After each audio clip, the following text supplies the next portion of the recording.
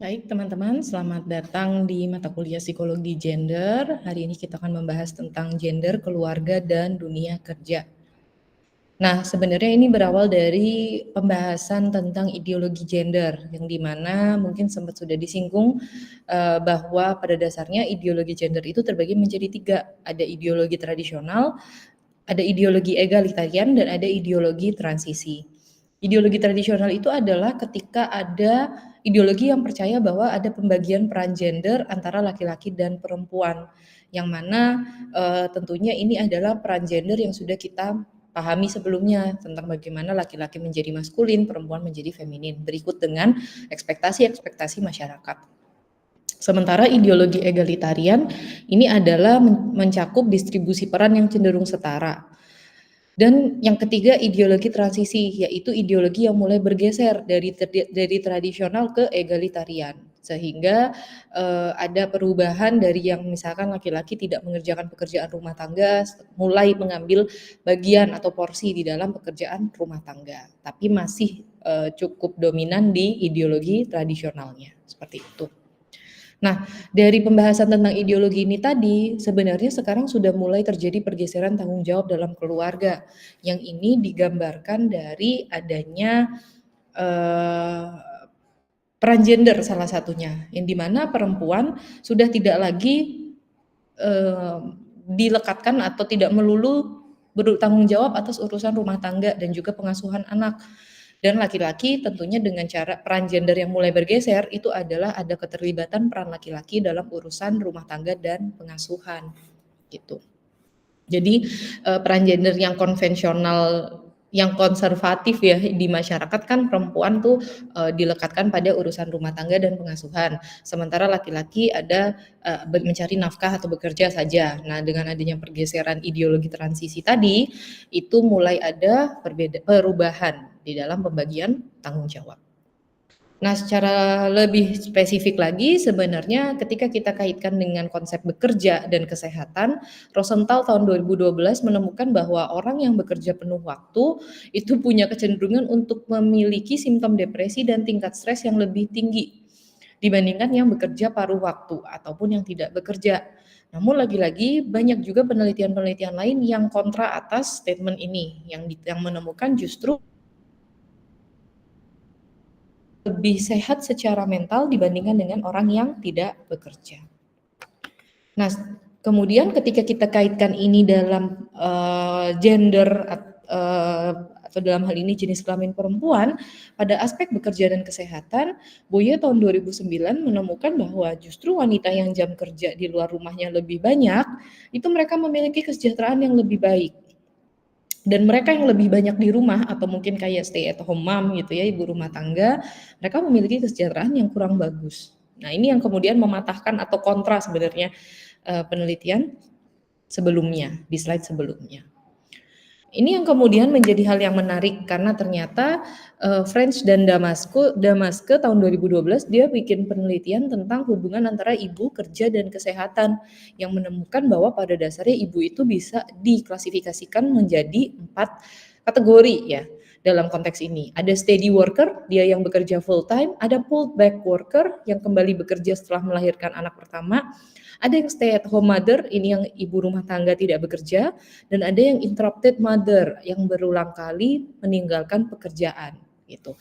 Nah, penelitian ini menemukan bahwa steady worker itu memiliki atau ibu yang bekerja full time itu memiliki kesehatan fisik dan mental yang lebih baik dari ketiga kelompok lain.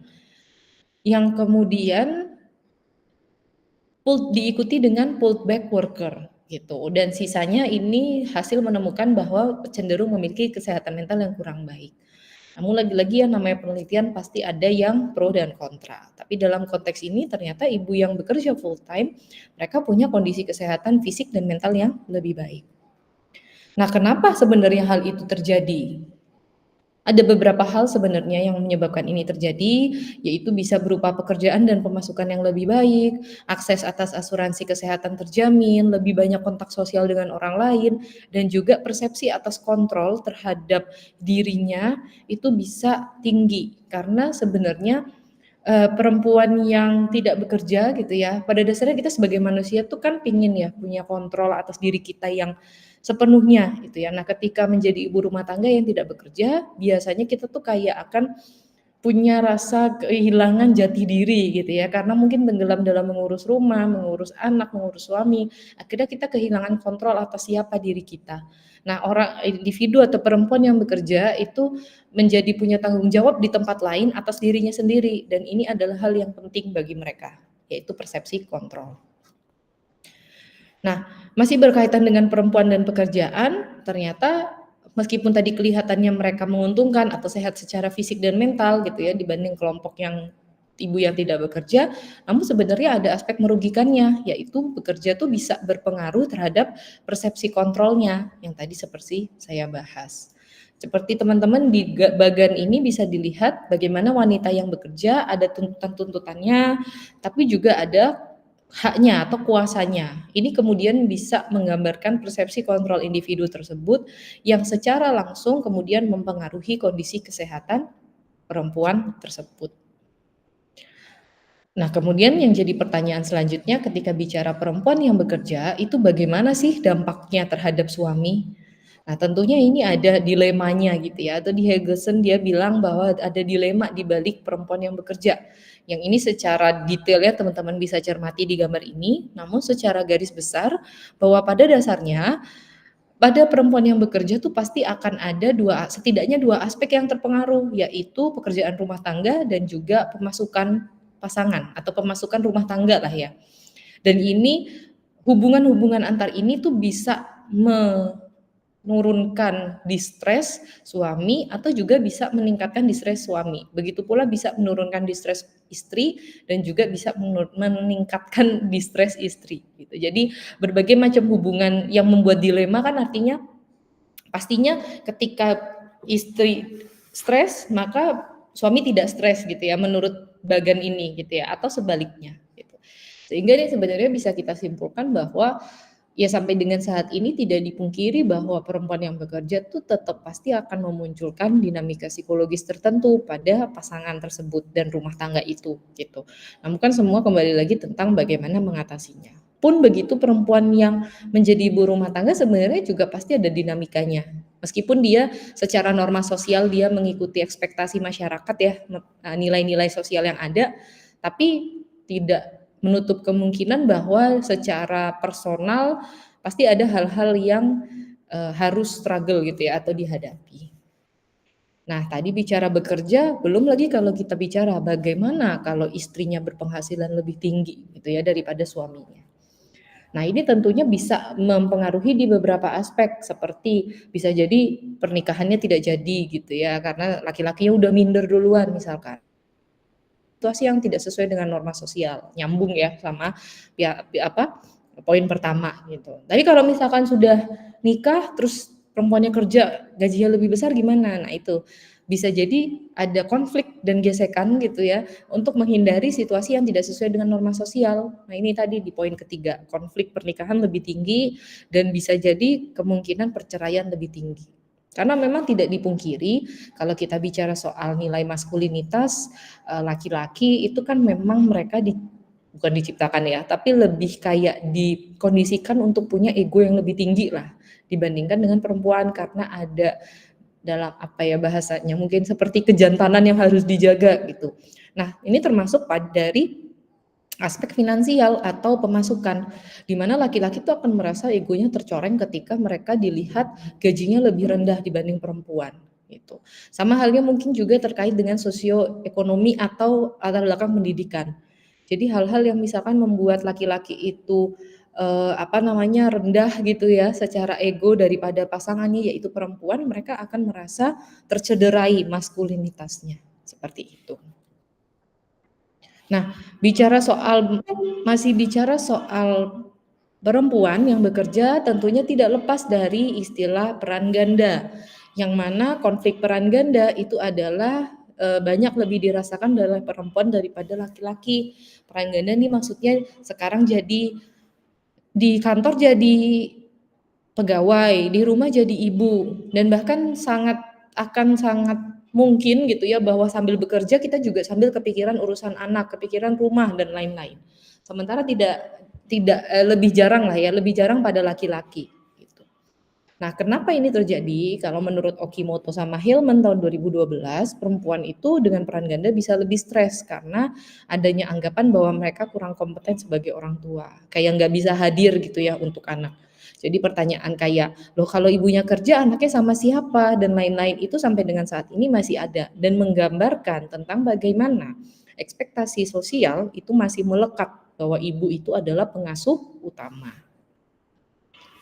Nah, ini yang kemudian peran ganda ini dan kesehatan bisa dilihat pakai teori ini, ada role scarcity hypothesis dan ada role enhancement hypothesis gitu. Ya, dan yang selanjutnya adalah dunia kerja dan diskriminasi. Jadi nggak mau mungkiri bahwa ketika bicara di dunia kerja, perlakuan antara laki-laki dan perempuan itu juga muncul konflik tertentu.